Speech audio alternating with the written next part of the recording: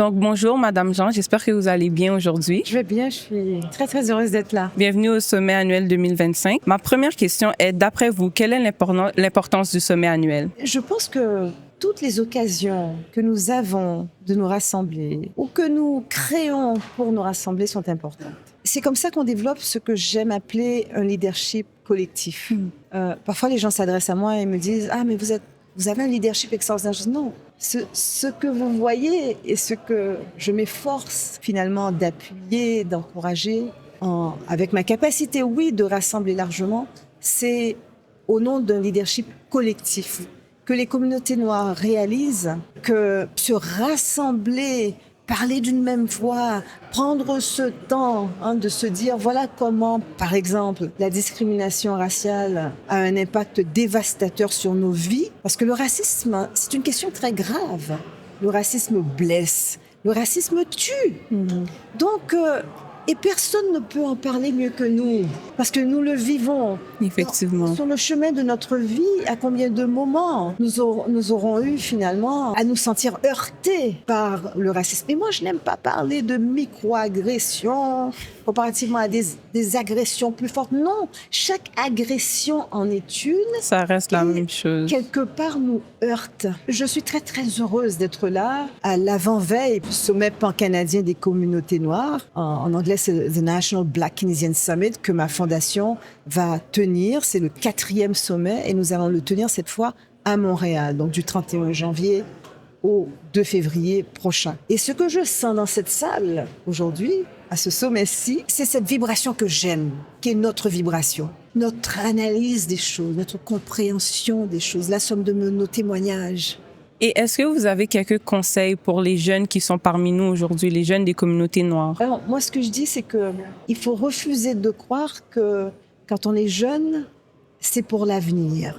Je pense que dès à présent, il faut assumer cette force que l'on a ici, maintenant. Et ce que j'aime avec la parole des jeunes, c'est qu'ils ne tournent pas autour du sujet, ils vont droit au but. Droit au but. Et ça, c'est important. C'est-à-dire nommer les choses, nommer la souffrance. Par exemple, au sommet pan-canadien des communautés noires, le National Black Keynesian Summit, ce sont les jeunes qui ont amené la question de l'impact du racisme sur leur santé mentale. Avant, on n'en parlait pas. C'était presque tabou.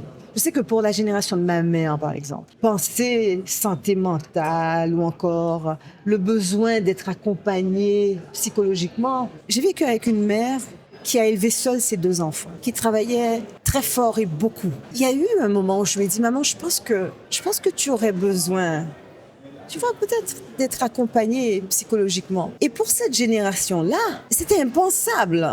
On ne pouvait pas penser même à sa santé mentale. Alors sa première réaction était de dire « Ah mais non, moi je suis très bien, j'ai toute ma tête, tout va bien. » Donc toujours battante, on avance, on résiste, on tient le coup. C'était de son époque. C'était de son époque. Ce qui je dirais, m'émeut énormément, c'est de voir que, par exemple, dans le cadre du sommet pan-canadien des communautés noires, on en est à notre 4e sommet, et ce sont les jeunes qui ont insisté sur la question de la santé mentale. Comment le racisme est dévastateur pour eux et comment cela affecte et a un impact aussi très lourd sur leur santé mentale.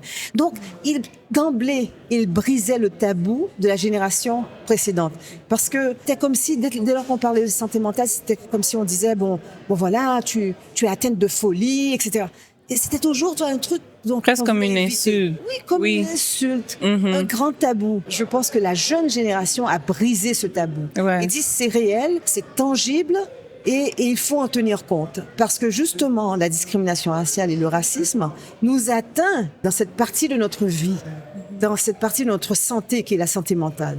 Merci beaucoup. Je me permets de vous poser une question un petit peu plus personnalisée parce que je sais que vous étiez journaliste. Moi, je suis étudiante en journalisme en ce moment. Et ensuite, vous êtes devenu gouverneur général du Canada. Donc, j'aimerais savoir, sans aller trop loin dans votre parcours, j'aimerais savoir comment vous avez fait cette transition. C'est quoi le parcours? C'est quoi un conseil que vous pouvez me donner en tant qu'étudiante en journalisme? Alors, premièrement, je dois dire que je n'avais jamais rêvé d'être journaliste. Le journalisme est venu à moi par le travail que j'avais fait avec une cinéaste, Tahani Rached, de l'Office national du film du Canada, qui voulait, à la chute des Duvalier, pouvoir réaliser un documentaire sur ce pays en renaissance. Et elle m'a demandé de l'accompagner. Lorsque nous sommes partis en Haïti, nous avons, à l'avant-veille des élections, donc des premières élections libres et démocratiques en Haïti depuis la dictature de Duvalier, nous avons été attaqués. Donc parce que leur cible, à un moment donné, était devenue de s'attaquer à toute équipe de documentaires ou de journalisme sur le terrain, et aussi à s'attaquer aux journalistes haïtiens. Nous avons vécu ça, mais je vous assure, hein, ils ont brûlé nos véhicules, ils ont voulu nous brûler vifs aussi. Donc, nous avons dû rentrer d'urgence à Montréal. Et c'est là, au moment d'une conférence de presse, que Radio-Canada s'est intéressé à moi et m'a fait une proposition. Qu'est-ce que vous diriez de venir? Donc finalement, moi, journalisme à la télévision, j'y avais jamais pensé au fait. Vous savez pourquoi j'ai dit oui? Justement pour votre génération. Ah. Quand j'ai accepté, j'étais la première noire dans la salle des nouvelles de Radio-Canada. Wow. Je vous assure que cela n'a pas été facile. Non, c'est sûr. Il y avait ce côté où on me pensait un peu, comme on dit en anglais, token. C'est un pion. Il y a the token journalist. Discrimination positive. Oui. J'ai le sentiment d'être l'imposteur. J'ai travaillé très fort, mais en demeurant moi-même, en gardant mon regard sur les choses et sur la réalité. Et je pense que c'est ça qu'il faut garder précieusement comme journaliste. Ouais. On vous dira, oui, mais il faut être objectif. L'objectivité n'existe pas vraiment.